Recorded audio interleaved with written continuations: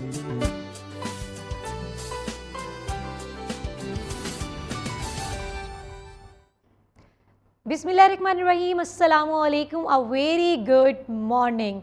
This is me your host Ruveza Rajput. एक नई चमकती महकती रंगों भरी मुस्कुराती सुबह का सलाम। उम्मीद करती हूँ कि आप सब ठीक ठाक होंगे, मज़े में होंगे और अपने दिन का आगाज़ एक नई उम्मीद और उमंग के साथ कर चुके होंगे। अपने पहले सेगमेंट की जानिब चलते हैं, वेदर अपडेट, जो कि हमें अपडेट कर रहे हैं लाहौर रंग के नुमाइंदा रिपोर्टर दानिश। की जाए आज शहर के मौसम की, तो शहर का मौसम आज भी जो है वो खासा खुशगवार है। आज सुबह से ही जो है सूरज अपनी आबो ताब लिए दमकता चमकता हुआ जो है वो शहर में अपनी किरणें बिखेर रहा है और ऐसा महसूस होता है जैसे आज सूरज मुस्कुरा रहा हो। अगर बात की जाए आज के दर्जा हरारत की, तो महकमा मौसमियात के मुताबिक जो है आज का दर्जा हरारत 27 डिग्री सेंटीग्रेड और कम से कम जो है वो 17 डिग्री सेंटीग्रेड जो है वो रिकॉर्ड किया जा रहा है, जबकि हवा में नमी का तनासुब जो है वो 58% बताया जा रहा है। जबकि महकमा मौसमियात के मुताबिक जो है एयर इंडेक्स क्वालिटी जो है वो 170% बताई जा रही है। जबकि महकमा मौसमियात के मुताबिक आइंदा 24 घंटों में जो है वो बारिश का कोई इम्कान नहीं। शहर का मौसम इसी तरह खुश्क रहेगा, दिन में जो है वो हल्की फुल्की गर्मी महसूस होगी, जबकि सुबह और शाम के औकात में जो है हल्की हल्की ठंडी हवाएं भी चलेंगी। ताहाल जो है बारिश के कोई इम्कान नहीं है, ना आइंदा आने वाले हफ्तों में, ना ही अगले 24 घंटों में। बहरहाल जो है आज शहर का मौसम खासा खुशगवार रहेगा और जो है वो शहरी दिन भर जो है वो अपने कामों को बखूबी असर अंजाम दे सकते हैं, क्योंकि जी व्यूअर्स, सेकंड सेगमेंट की जानिब आते हैं और शामिल करते हैं अपनी 3 टॉप स्टोरीज़। पहली टॉप स्टोरी है जी माली बहरान की। पीआईए का ऑपरेशन मुकम्मल बंद हो गया है, 50 परवाज़ें मनसूख हो गई हैं। पीआईए का माली बहरान शिद्दत इख्तियार कर गया, जिसके नतीजे में कौमी एयरलाइन का ऑपरेशन मुकम्मल तौर पर बंद हो गया और 50 परवाज़ें उड़ान ना भर सकी। आज भी अंदरून मुल्क की परवाज़ों का फ़ज़ाई ऑपरेशन मुतासिर है और पीएसओ ने फ्यूल के पैसे लेने के बावजूद अचानक से सप्लाई भी बंद कर दी है, जिसकी वजह से बहुत सी मुश्किलात का सामना हो रहा है। अच्छा जी, सेकंड टॉप स्टोरी है हमारी, जो मुझे वैसे अच्छी लगी है। पाकिस्तानी फ़नकारों पर इंडिया में पाबंदी की दरख्वास्त भारतीय अदालत ने मुस्तरद कर दी। ये जी एक भारतीय नौजवान ने ये एप्लीकेशन दी थी कि जनाब पाकिस्तानी अदाकार जो हैं ये इंडिया में आकर काम करते हैं, तो इस पर पाबंदी लगाई जाए, लेकिन ये जो है मुस्तरद कर दी गई है। भारतीय मीडिया के मुताबिक हाई कोर्ट ने दरख्वास्त को मुस्तरद करते हुए अमन के फ़रोग और सकाफ़ती हम आहंगी को फ़नकारों के ज़रिए फैलाने की ज़रूरत पर ज़ोर दिया है। फैसले में ये भी कहा गया कि मुहिब्बुल वतन होने का मतलब पड़ोसी ममालिक से नफ़रत और दुश्मनी नहीं है, बल्कि सच्चा मुहिब्बुल वतन वो है जो बेलौस होकर अपने मुल्क की खिदमत करे। थर्ड टॉप स्टोरी के जानिब आते हैं। इमामुल हक का भी दुल्हा बनने का फैसला, शादी की तारीख सामने आ गई। पाकिस्तानी क्रिकेट टीम के ओपनर इमामुल हक ने भी वर्ल्ड कप के बाद दुल्हा बनने का फैसला कर लिया। शाहीन अफरीदी, हारिस रऊफ़ और शादाब खान के बाद जो है इमामुल हक भी अब दुल्हा बनने जा रहे हैं। टॉप स्टोरीज तो आपने यकीनन आपको अच्छी लगी होंगी। एक शॉर्ट से ब्रेक के बाद वापस आते हैं। स्टे विद अस।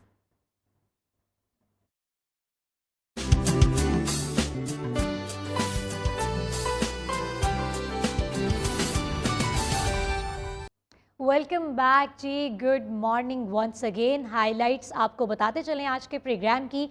नींद की कमी को पूरा करने के लिए योगा कितनी ज़रूरी है। तालीमी इदारों में बच्चों पर जो जिस्मानी तशद्दुद होता है वो इनकी जहनी सेहत को किस कदर मुतासिर कर सकता है। इस्तेहकाम पार्टी के ओन चौधरी किसके कहने पे नवाज शरीफ से मुलाकात के लिए गए। आजकल लड़कों के कौन से हेयर स्टाइल्स चल रहे हैं। आज का ये हफ्ता कैसा रहेगा, पाकिस्तान की मौजूदा सियासी सूरत हाल, इन तमाम टॉपिक्स पे हम बात करेंगे अपने डिफरेंट सेगमेंट्स में। हमारे साथ नईम योगी साहब मौजूद हैं और इनसे हम आज बात करेंगे नींद के हवाले से, नींद के मसाइल से।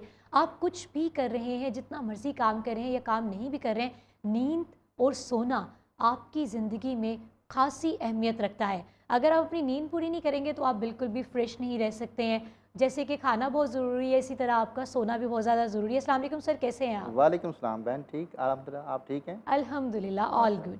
अच्छा, मुझे ये बताइएगा कि जो नींद के मसाइल हैं आजकल तो हमें ज़्यादातर यंगस्टर्स से सुनने को मिलते हैं कि जी जॉब से आ रहे हैं, उसके बाद फ्रेंड्स को भी टाइम देना होता है, उनके अपने हैंगआउट्स भी चल रहे हैं, लेकिन वो नींद को ज़्यादा अहमियत नहीं देते।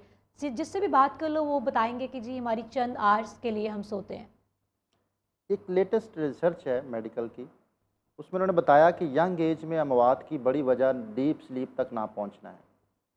कोई भी दुनिया की मशीन जो है उसको अगर रेस्ट ना मिले, हम्म। प्रॉपर उसको अगर उसका आराम ना दिया जाए तो उसकी लाइफ कम हो जाती है। ऐसे ही राइट। इंसान की जो लाइफ कम होने की वजह यंग एज में अमवात वो डीप स्लीप तक ना पहुंचना है। इंसानी दिमाग को नींद चाहिए जिसमें उसने शट डाउन होना है। 15 मिनट की नींद है वो, सिर्फ 15 मिनट की, लेकिन उसको अचीव करना, उस तक पहुंचना, उसके लिए प्रोसेस है।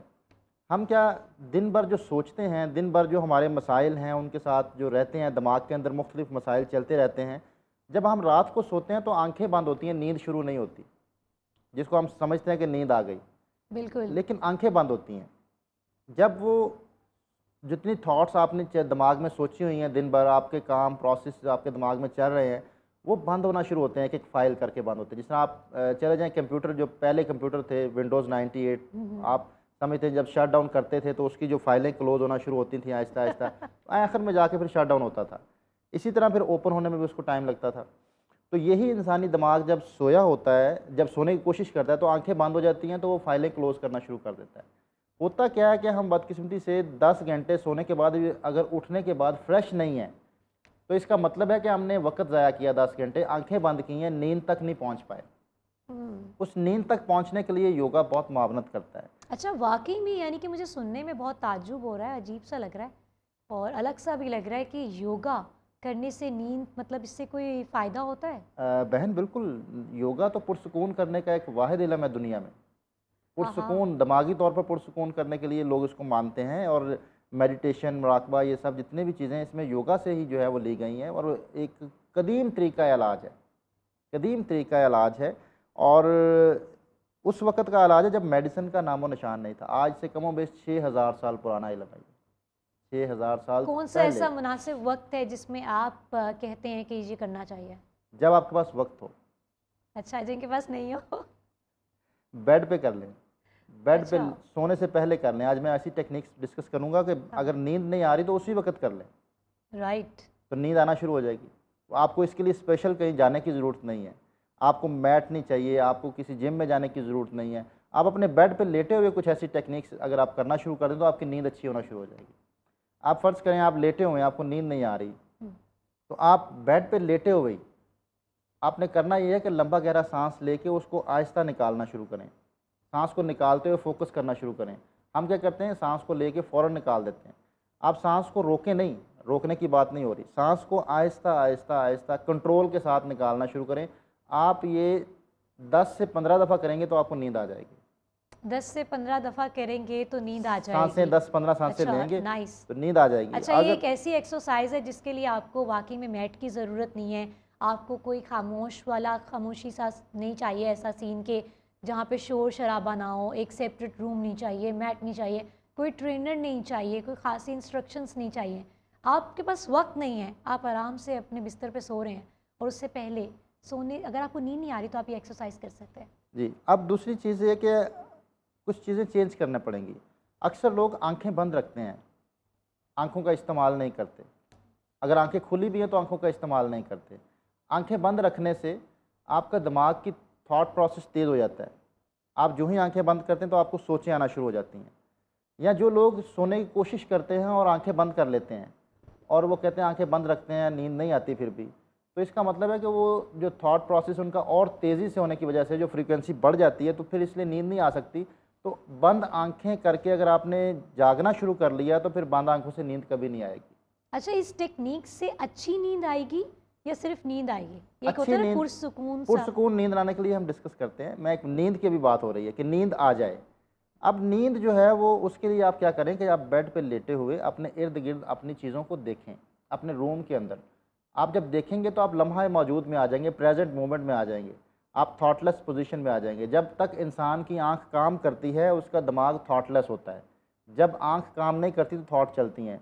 आप किसी भी चीज़ पे गौर करते हैं तो आपके दिमाग में थॉट नहीं होती। जब आप गौर नहीं करते, आप आंखों को फ्री कर देते हैं, तो आपके दिमाग में थॉट्स चलना शुरू हो जाती हैं। तो नींद ना आने की वजह से थॉट्स चलना। एक और चीज़ आइज़ ब्लिंकिंग है। अगर आप लेट के अपने रूम में लेटे हुए हैं, आप बेड पे लेटे हुए हैं और आँखों को वक्फे वक्फे से ब्लिंक करें, 1 सेकंड बंद रखें, 1 सेकंड खोलें, कॉन्शियस मूवमेंट, आइज़ की कॉन्शियस मूवमेंट से आपको नींद आ जाएगी। 1 या 2 मिनट लगेंगे, नींद आ जाएगी। आप सिर्फ कॉन्शियस होकर अपनी आइज़ को मूव करें। जब आप कोई भी मूवमेंट कॉन्शियस होकर करते हैं, तब भी आप थॉटलेस पोजीशन में होते हैं। अच्छी नींद लाने के लिए, जो आपको सुबह फ्रेश उठाने के लिए एक ब्रीदिंग है जिसको हम कहते हैं अनुलोम विलोम। वो अनुलोम विलोम अगर आप कर लें, ये संस्कृत ज़ुबान के लफ्ज़ हैं, मैं नाम इसलिए बोल रहा हूँ कि आप इसको सर्च कर सकते हैं। इसको राइट। इंग्लिश में कहते हैं ऑल्टरनेटिव ब्रीदिंग एक्सरसाइज। ये अगर आप बेड पे लेटे हुए कर लें तो इससे जो है वो बड़ी पुरसुकून नींद आती है। ये आपने 5 मिनट करनी है सोने से क्या पहले। इसको पूरे दिन में भी करना चाहिए? पूरे दिन में भी करना कितनी चाहिए। दफ़ा करना चाहिए? ये इसका मैं आपको पहले बेनिफिट्स बताऊँ। इसके बेनिफिट्स अगर आप सुन लेंगे तो लोग सारे करेंगे, इसको छोड़ेंगे नहीं। इसका सबसे बड़ा फ़ायदा ये है कि ये आपके, क्योंकि इंसानी जिस्म को राइट ब्रेन ने लेफ़्ट कंट्रोल किया है, लेफ़्ट ब्रेन ने राइट साइड कंट्रोल किया है। ये क्रॉस में सिस्टम है, ये बैलेंस करती है दोनों ब्रेन्स को। आम इंसान का एक ब्रेन काम करता है, एक ब्रेन काम नहीं करता। योगा करने वाले के दोनों ब्रेन एक्टिव होते हैं और उसके राइट लेफ़्ट में कोई फ़र्क नहीं होता। वो जो राइट हैंड से कर सकता है वो लेफ़्ट से भी कर सकता है, जो लेफ़्ट हैंड से कर सकता है वो राइट से भी कर सकता है। अगर दोनों ब्रेन आपके एक्टिवेट हो जाएँ तो आप जो है वो बिल्कुल रिलैक्स रह सकते हैं। आपके सिंक्रोनाइज़ करती है ब्रेन्स को। ये ब्रीदिंग जो है ये आपके दोनों ब्रेन्स को एक्टिव करती है। और सबसे बड़ा इसका फ़ायदा ये है कि जो लोग डिसीजन पावर में कमी महसूस करते हैं, डिसीजन नहीं ले पाते, वो ये ब्रीदिंग करना शुरू कर दें, उनकी डिसीजन पावर स्ट्रांग हो जाएगी। अच्छा, उसकी वजह ये भी है कि वो ऑब्वियसली सोएंगे तो रिलैक्स फील करेंगे और उसके बाद ये डिसीजन पावर की जो आप बात कर रहे हैं, डिसीजन पावर होती है उसकी, एट जो द रिलैक्स एंड होता तो है। बात वहीं पे ख़त्म होती है ना कि जब आप आराम से पुरसुकून नींद अगर आपको नसीब हो जाए तो आप नेक्स्ट डे डेफिनेटली एक अच्छी से फ्रेश से उठेंगे आप। बिल्कुल ऐसे ही है। अगर आप मेंटली फ्रेश नहीं है तो आप कोई भी फैसला नहीं कर पाएंगे। तो ये डिसीजन पावर को स्ट्रांग करने की बेहतरीन ब्रीदिंग है। 2 उंगलियां फोल्ड कर लें, अगर नहीं तो कोई मसला नहीं है। आप ऐसे भी कर सकते हैं कि अंगूठे से राइट नॉस्ट्रिल बंद कर लें और शहादत की उंगली से लेफ्ट नॉस्ट्रिल बंद कर लें। लेकिन अगर बंद कर लें 2 उंगलियां तो ये विष्णु मुद्रा कहलाता है। ये इस ब्रीदिंग के लिए कारआमद है, बहुत ज़्यादा इसका फ़ायदा बढ़ जाता है। आप नॉस्ट्रिल, राइट नॉस्ट्रिल बंद करेंगे थंब के साथ और लेफ्ट नॉस्ट्रिल रिंग फिंगर के साथ बंद करेंगे। लेफ्ट साइड से इनहेल करेंगे और right side exhale, right side inhale,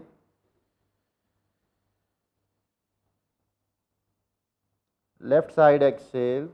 और ये कितनी बार करना है? 5 मिनट। 5 मिनट इसी तरह लगातार 5 मिनट लेटे आपने लेटे करके करें ना, जाना। आप लेट के करें, बैठ के ना करें। बेड पे ओके। लेटे हुए करें। लेफ्ट साइड से सांस लिया, उसको राइट साइड से निकाल दिया, राइट साइड से सांस लिया और लेफ्ट साइड से निकाल दिया। और अगर आप इसमें वो टेक्निक शामिल कर लें जो मैंने पहले डिस्कस की है कि सांस लें और तेज़ी से मत निकालें, आहिस्तगी निकालते से, हुए ओके। निकालते हुए डबल वक्त में निकालें। जितनी देर आप फ़र्ज़ करें आपने 5 सेकंड में इनहेल किया है तो आपका एक्सेल जो है वो 10 सेकंड में होना चाहिए। 10 सेकंड में अगर आप इनहेल करेंगे तो उससे फिर आपकी जो है वो दिमाग की फ्रीक्वेंसी नीचे आना शुरू हो जाएगी। कंट्रोल के साथ आप एक्सेल कर रहे हैं ना, एक्सेल आपने स्लो करना है। एक्सेल स्लो करने से क्या होगा कि आपकी नींद पुरसुकून इसलिए होगी कि आपके दिमाग की फाइलें आपने जो सो के क्लोज़ करनी, आंखें बंद करके क्लोज़ करनी थी, वो फाइलें क्लोज़ होना शुरू हो जाएंगी।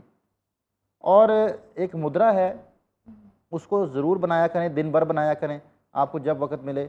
ये आपके दिमाग को पुरसुकून करने का मुद्रा है। पहली उंगली को अंगूठे के साथ मिला लें। आपने अक्सर योगियों को ऐसे बैठे देखा होगा, सिर्फ टच बिल्कुल। करना है। ये दिमाग को पुरसुकून करने का मुद्रा है। इसका नाम है ज्ञान मुद्रा। ज्ञान मुद्रा। हाँ, अच्छा, और और इसको कितने मिनट तक करके रखना है इसे? कम से कम 5 मिनट और ज़्यादा 5 जितना मिनट। आप मर्जी आप इसको बना सकते हैं, क्योंकि ये बड़ा फ़ायदेमंद है। Minimum 5 minutes. 5 मिनट्स। और ये ज्ञान मुद्रा, इसको देखें, नाम भी ज्ञान क्या दिया, ज्ञान इल्म को कहते हैं। ये इल्म का मुद्रा इसको कहा गया, ज्ञान मुद्रा। तो इल्म वहीं पे होता है जो दिमाग पुरसुकून होता है। अच्छा, जो ये दिमाग थर्ड पुरसुकून- टेक्निक है। जी, थर्ड टेक्निक। तो Yeah. ज्ञान मुद्रा आप ज़रूर करें।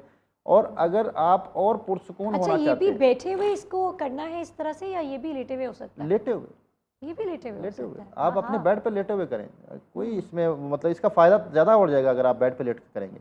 अच्छा, अब आपका आ जाता है कि रूम की आपकी जो कलर स्कीम है वो कैसी है। अगर आपने डार्क कलर रखे हुए हैं दीवारों के या छतों पे या लाइट्स के, या आपने जो बेड शीट है आपकी वो डार्क कलर की, तो आपको नींद अच्छी नहीं आ सकती।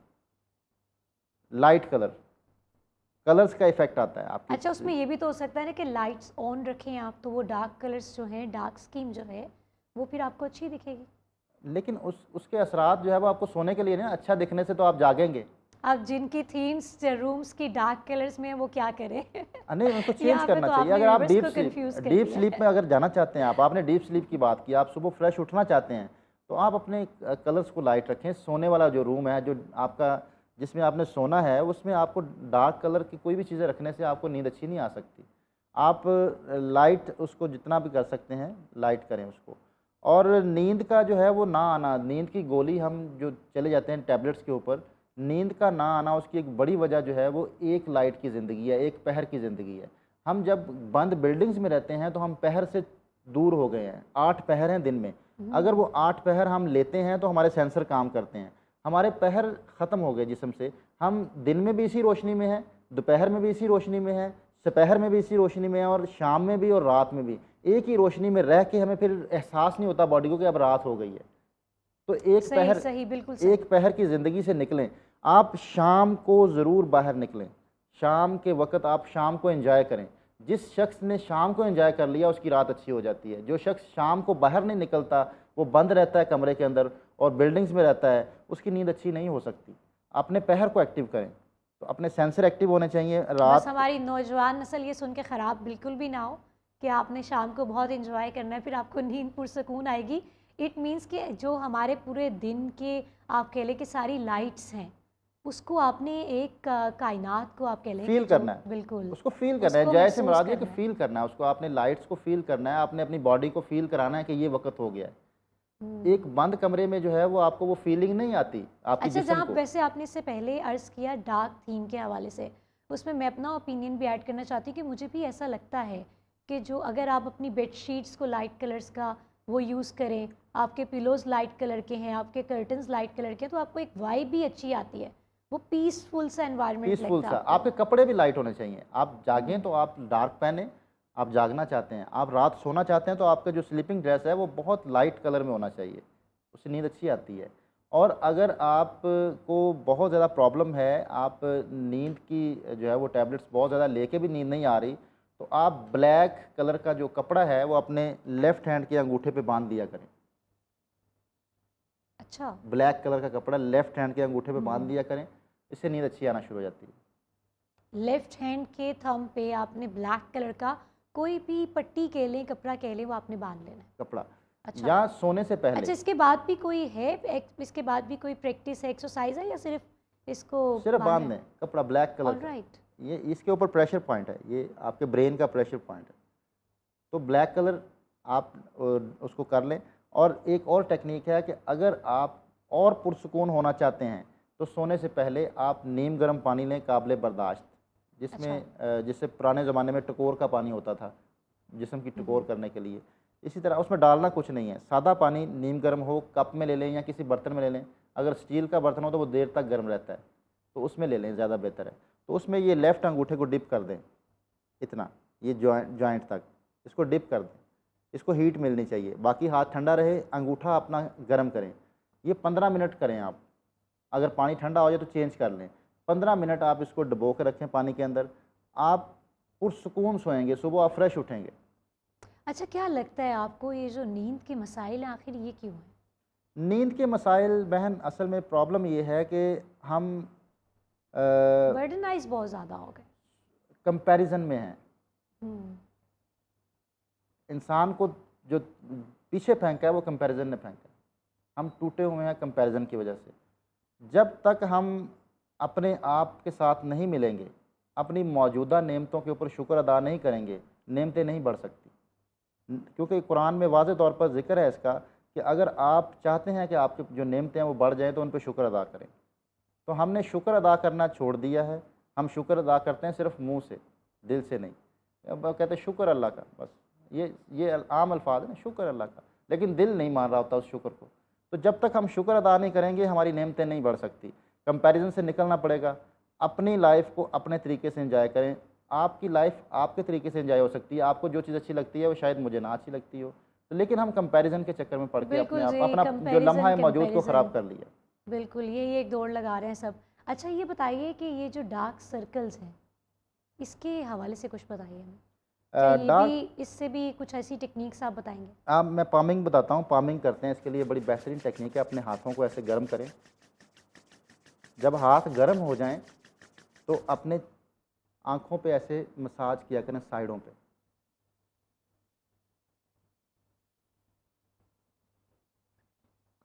फिर गर्म करें, जब हाथ फिर गर्म हो जाएं फिर आप अपनी आँखों के ऊपर ऐसे मसाज किया करें। और ये कितनी बार करना है? ये आप 5 टाइम करेंगे।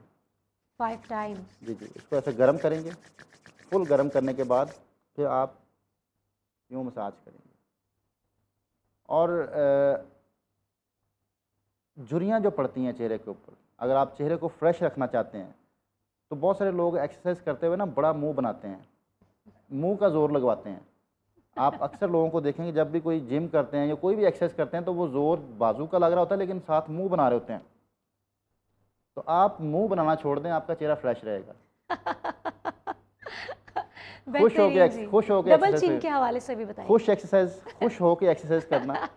बल्कि एक्सरसाइज के अलावा कोई भी काम मुझे तो ऐसा लगता है अगर आप सोचना भी शुरू कर देना, अगर आप जो सोचते हैं वैसा ही होता है। खुश होने से। बिल्कुल। अच्छा, आप खुश जो है वो आप अगर मेंटली खुश हो जाएंगे ना, आप खुश होकर काम करना शुरू कर देंगे तो आपके काम जल्दी होना शुरू हो जाएंगे और उनकी क्वालिटी भी अच्छी होगी। No doubt. हम काम करते हैं, कोई भी ज़िंदगी में कुछ भी काम करते हैं तो उसमें हम डिप्रेस होके या परेशान होके या ना चाहते हुए, अच्छा एक्सरसाइज या कोई भी योगा या कोई भी आप चीज़ करते हैं, अगर आप ना चाहते हुए करते हैं तो उसका रिजल्ट नहीं आता, वो टाइम ज़ाया होता है। बिल्कुल। अभी जो आपने 5 हमें एक्सरसाइजेज बताई हैं नींद के लिए, उसमें सबसे ज़्यादा कौन सी ऐसी एक्सरसाइज है जो असर रखती है? असर तो सारी करती हैं लेकिन अगर जल्दी कौन सी असर करती है? जल्दी सबसे ब्रीदिंग असर करती है। आपने सांस जितना स्लो निकालना है, आपका अगर सांस पे कंट्रोल आ गया ना निकालते हुए, तो आपको मेरा ख्याल है 1-2 मिनट के अंदर अंदर नींद आ जाती है। ये ऐसी टेक्निक है जो बाकायदा अमेरिकन आर्मीज भी करती हैं सोने के वाह। लिए। एक आर्टिकल मैंने पढ़ा, उसमें बाकायदा तौर पे अमेरिकन आर्मी का डिस्कस था कि भाई ये ब्रीदिंग टेक्निक जो है वो भी उनको भी कराई जाती है कि वो सो सकें आराम से, पुरसुकून सो सके। ये इतनी इफेक्टिव, और फिर इस पर हमने बहुत सारा काम भी देखा लोगों के ऊपर करके कि 1-2 मिनट के अंदर ही नींद आ जाती है अगर आप इसको करना शुरू कर दें। अच्छा, बेहतरीन। आपने एक अच्छा सा मैसेज देना है हमारे व्यूवर्स को ताकि वो ये टेक्निक, मुझे इतना तो मुझे यकीन है कि सब कोई ना कोई आज ये बिल्कुल एक बार एक्सपेरिमेंट करके देखेंगे कि नींद आती है कि नहीं आती है। क्या कहना चाहेंगे? अपने साथ रहें, नींद अच्छी हो जाएगी। लोगों के साथ रहने से बेहतर है आपका अपना घर, जो आप आज इंसान अपने आप से बिछड़ा हुआ है, अपने साथ रहा करें। अपने साथ रहें तो आपकी नींद भी आपको आ जाएगी और ज़िंदगी भी खूबसूरत हो जाएगी। कंपैरिजन में बिल्कुल मत जाएं, किसी को देखकर ये मत सोचें कि आपको भी वहाँ होना चाहिए था, आपको भी ये करना चाहिए था या आपको उससे आगे जाना चाहिए था। अपना रास्ता खुद बनाएं, अपनी मंजिल तक खुद पहुँचें। थैंक यू सो मच, आपका वेलकम। बहुत शुक्रिया। खूबसूरत टिप्स इन्होंने हमें बताई हैं और मुझे यकीन है कि आप सब आज इसका एक्सपेरिमेंट ज़रूर करेंगे। एक शॉर्ट से ब्रेक के साथ वापस आते हैं। स्टे विद अस।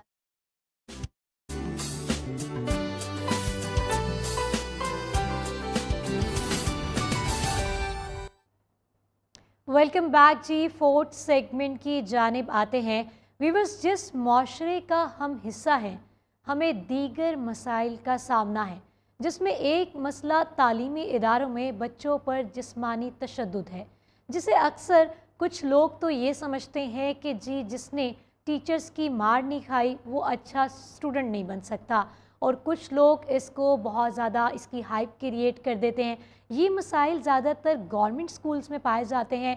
अक्सर हमें ट्रेंडी न्यूज़ मिलती है, अक्सर ही हमें ख़बरों में सुनने को मिलता है कि जी फ़लाने उस्ताद ने बच्चे के ऊपर इस तरह से तशद्दुद किया, उसे मारा, डराया, धमकाया। अगर हम प्राइवेट स्कूल्स की बात करें तो उसमें ये चीज़ें एक अलग तरीके से होती हैं कि पनिशमेंट्स दी जाती हैं।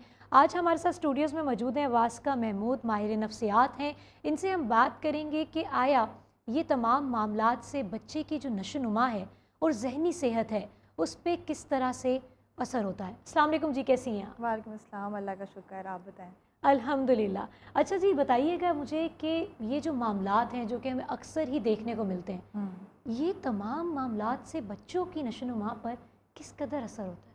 बहुत ज़्यादा असर होता है, बहुत ही ज़्यादा असर होता है।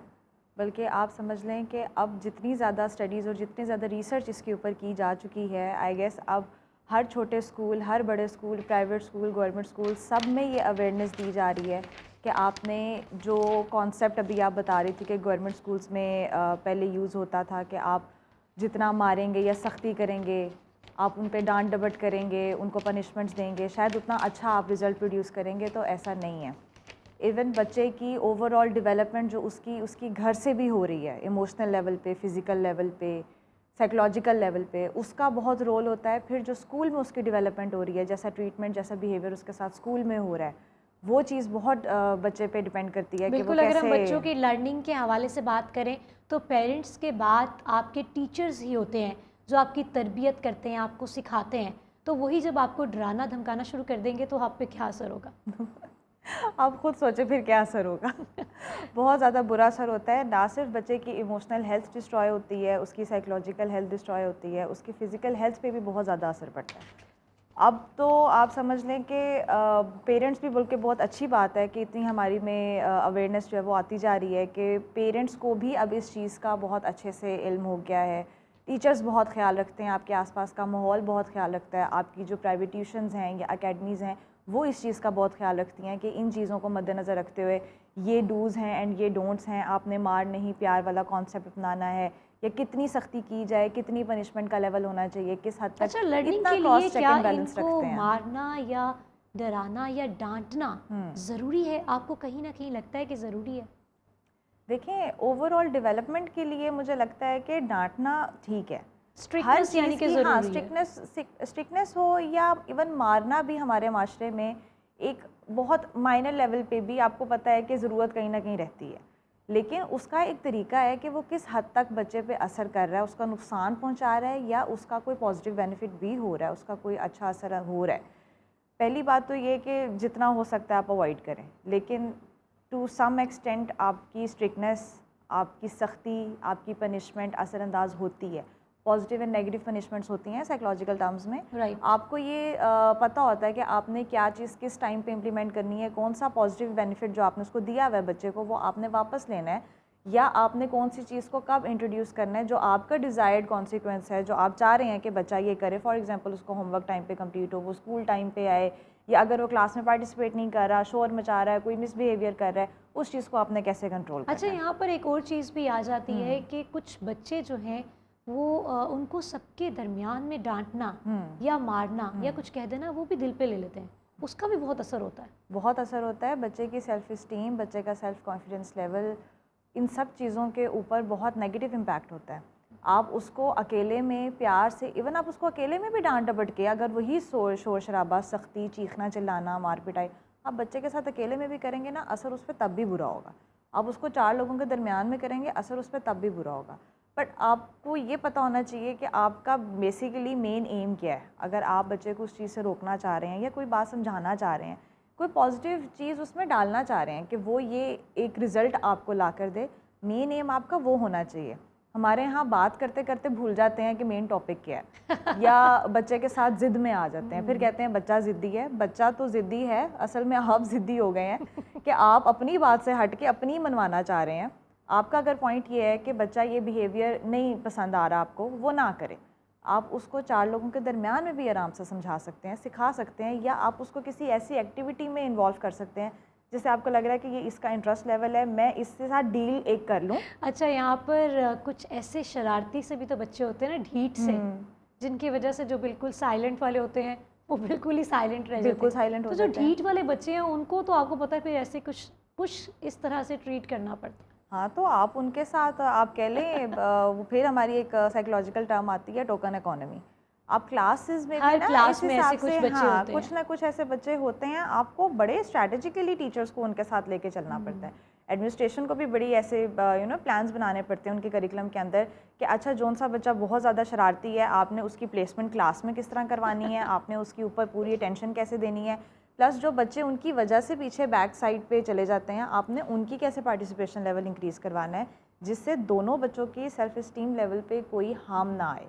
देखें, अगर जो बच्चा बहुत ज़्यादा शरारती है, एक चीज़ है, अगर वो शरारती है वो इंटेलिजेंट है, वो कॉन्फिडेंट है, वो बात कर रहा है, वो चीज़ों को समझ रहा है, वो रिस्पॉन्ड कर रहा है, तो आप उसकी ये पॉजिटिव साइड को भी तो ना इग्नोर करें। और अगर आप सिर्फ उसकी एक शरारत के पीछे एक उसके साथ ज़्यादा सख्ती, ज़्यादा डांट डपट शुरू कर देंगे, पनिशमेंट्स इतनी ज़्यादा बढ़ा देंगे, बुलिंग स्टार्ट कर देंगे, वायलेंस स्टार्ट कर देंगे, तो मुझे बताएं उसके बाद उसकी भी तो साइकोलॉजिकल इम्पैक्ट के ऊपर एक बुरा असर बेहतरीन, पड़ेगा। बहुत खूबसूरत आपने बात की। अगर जो बच्चा शरारती है, हाजिर दिमाग है, हाजिर जवाब है, तो आप उसकी ये पॉजिटिविटी देखें और देखें कि इसको किस फील्ड में किस तरह से इसको किस लेकर पॉजिटिव जाना तरीके है। से यूटिलाइज किया जा बिल्कुल सकता है। जी। अच्छा, सख्ती से क्या लगता है बेहतर तालिब इल्म बनाए जा सकते हैं? नहीं, नहीं मुझे लगता है कि हर चीज़ को ना कंट्रोल करने का एक सेट पैटर्न होता है, एक तरीका होता है। जिस चीज़ को जितनी लिमिटेशंस के साथ, जितने स्टैंडर्डाइज्ड वे में आप लेके चलें, उस चीज़ का असर उतना अच्छा होगा।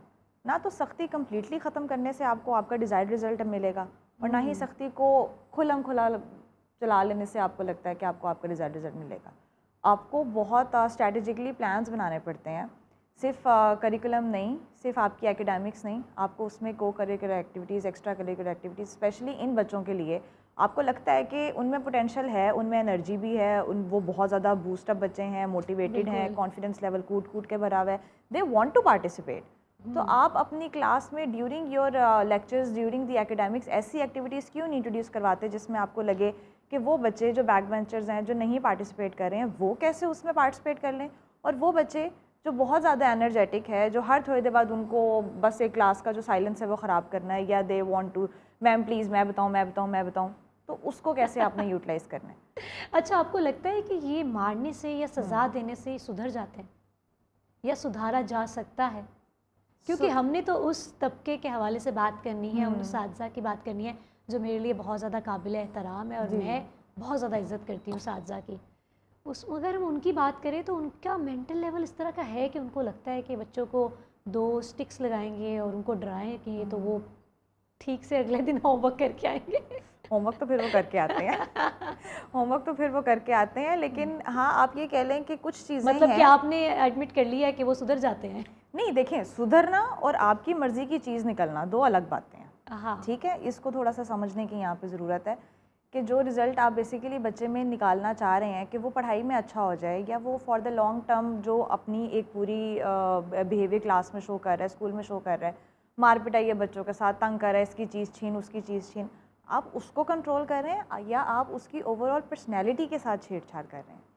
जब आप सख्ती कर रहे हैं, इवन वो साथीज़ा कराम जो आप जिस तबके की बात कर रही हैं, आप मुझे बताएं कि आपने भी देखा होगा या कभी सुना होगा, वो बच्चे वो बिहेवियर करना छोड़ देते हैं, वो नहीं दिखेगा आपको, वो कम हो जाएगा, या वो डर की वजह से कम हो जाएगा, बिल्कुल। या वो वैसे ही अपनी पर्सनैलिटी में ही इतना उनके ऊपर इम्पैक्ट अच्छा, पड़ जाएगा कि एक वो यहाँ पीछे पर रह एक और जाएंगे। चीज़ भी है कि डर की वजह से या तो कम हो जाएगा या फिर वो वही वाली जो ट्रीटमेंट है वो किसी और के साथ करेंगे। जैसे कि बच्चे क्लास में खुद ही में झगड़ा करना स्टार्ट हो जाते हैं कि आज एक्सट्रीम टीचर लेवल पे ने चला हमें- जाता है, एक्सट्रीम लेवल पे चला जाता है, या बच्चा बिल्कुल ख़त्म कर देगा, बिल्कुल। लेकिन वो ख़त्म सुधरने वाले तरीके में नहीं करेगा, वो चीज़ों में पीछे रहने लग जाएगा, उसका इंटरेस्ट लेवल ख़त्म हो जाएगा, वो क्लास में पार्टिसिपेट नहीं करेगा, बच्चों के साथ घुलेगा मिलेगा नहीं, टीचर को कुछ नहीं बताएगा कि फ़ायदा नहीं है, मैं जब भी बोलता हूँ मुझे चुप करवा देते हैं, या मार पड़ती है या डांट पड़ती है। इनफैक्ट अगर उसको कुछ आता भी है और वो बड़ा प्लस पॉइंट है उसका, वहाँ पे वो बड़ा अच्छे तरीके से हाईलाइट हो सकता है, वो नहीं आगे होगा।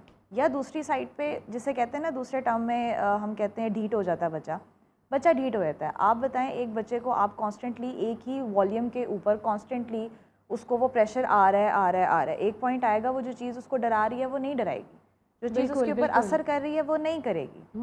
मुझे डांट पड़नी है, मुझे क्लास से बाहर निकाल देंगे, मुझे 2 दिन की छुट्टी पे वो सस्पेंड कर देंगे, अच्छा है मेरा पेपर चला जाएगा, बच्चा उल्टा अथॉरिटी फिगर्स के साथ ही कॉन्ट्रडिक्शन में आ जाता है। एग्जैक्टली। और कुछ बच्चे तो ऐसे हैं जो घर आके फिर बताना भी छोड़ देते हैं, बताना मतलब छोड़ कि देते वो हैं। इस बात को तस्लीम कर लेते हैं कि हमारे साथ तो होना ही यही है, तो यार ये तो रोज़ का मसला ये है, तो रोज़ का मसला ये है, तो तो कोई रोज़ का इशू ही नहीं मसला है, घर आके बताने की भी ज़रूरत नहीं है। ढीठ मुझे हो लगता जाते है हैं। कि आपको, आपके पेरेंट्स को, आपके बहन भाई को, आपके पूरे घर के एनवायरनमेंट को ऐसा सेफ, सिक्योर और इतना फ्रेंडली होना चाहिए कि आपकी क्लास में, आपके स्कूल में, आपके टीचर्स के साथ, आपके पीयर्स के साथ, आपके क्लासरूम पूरे क्लास फेलोज़ में आपकी क्या एक्टिविटीज़ हो रही हैं, बच्चा वो घर आके बताए। बेशक वो एक पूरी स्टोरी बता रहा है, एक पूरी रूटीन बता रहा है, माँ बाप अक्सर तंग आ जाते हैं, लेकिन बेहतर है, क्योंकि बहुत सारे बच्चे जब ये चीज़ें फेस कर रहे होते हैं तो वो आहिस्ता आहिस्ता करके चुप होने लग जाते हैं। अच्छा, ये कौन सी एक उम्र का हिस्सा है, मतलब एज का बताइएगा, कि जिसमें ज़्यादा असर करते हैं? एडोलेसेंस, चाइल्डहुड, एडोलेसेंस, टीनेजर्स,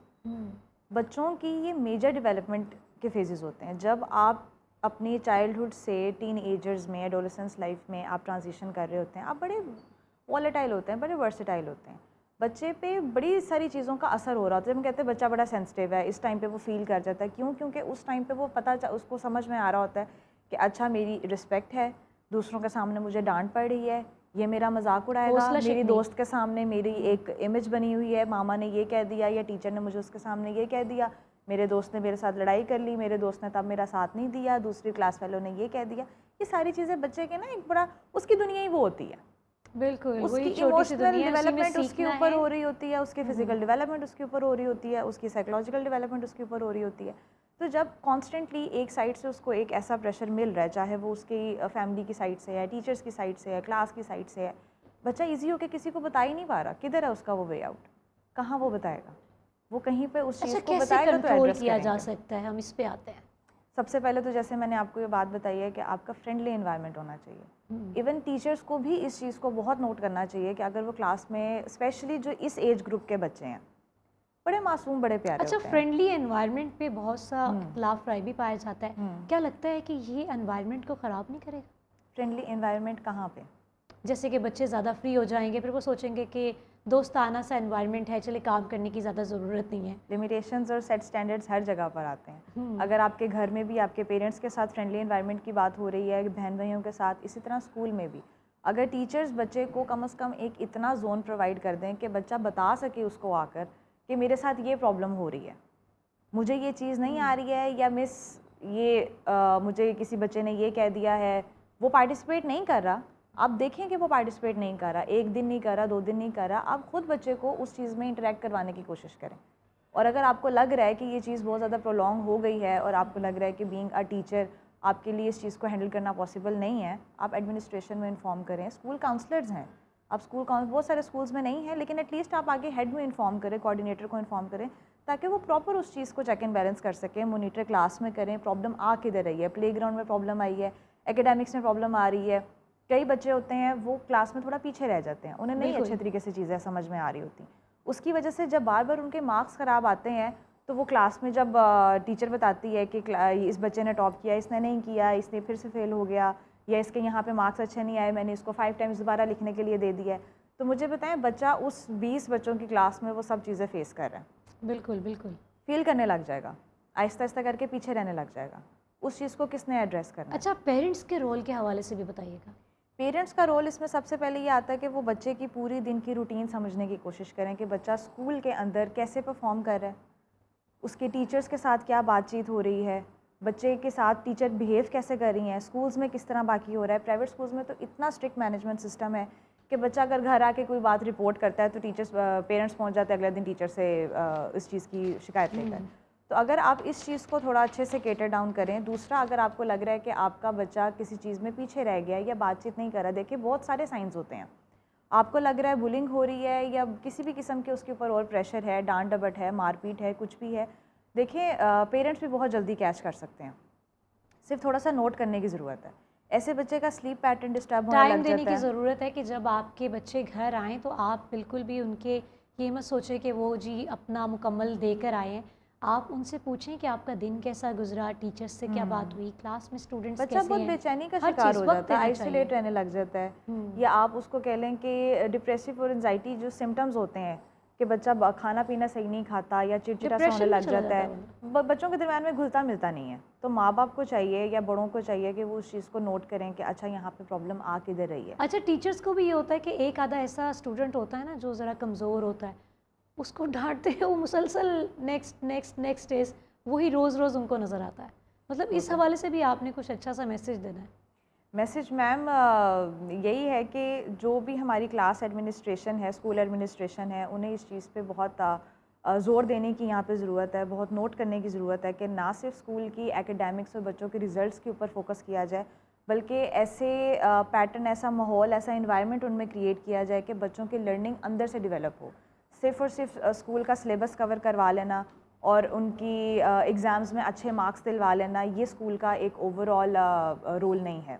उनकी पूरी की पूरी डेवलपमेंट, उन्होंने कैसे फ्यूचर में जाकर उन चीज़ों को अपनी लाइफ में यूटिलाइज़ करना है, इन सब चीज़ों का बहुत ज़्यादा रिस्पॉन्सिबिलिटी स्कूल्स को लेनी चाहिए। इसी तरह क्लास टीचर्स को, स्कूल कोऑर्डिनेटर्स को, एडमिनिस्ट्रेशंस को ऐसे करिकुलम प्लान, ऐसी एक्टिविटीज़ क्लासेस में इंट्रोड्यूस करवानी चाहिए जिसमें ये दोनों बच्चे केटर हो सकें। वो बच्चे जिन्होंने ये सारी चीज़ें लाइफ में फ़ेस कर ली हैं और अब वो किसी वजह से पीछे रह गए, क्लास में पार्टिसिपेट नहीं कर रहे, वो बच्चे जो बहुत शरारती हैं, समझने की कोशिश नहीं कर रहे, उल्टा दूसरों को बुली कर रहे हैं, ये दोनों बच्चे हैं। ये दोनों आपके पास आ रहे हैं। आपका यहाँ पे काम है कि आपने कैसे दूसरे बच्चों की इंटरेक्शन लेवल को बढ़ाना है।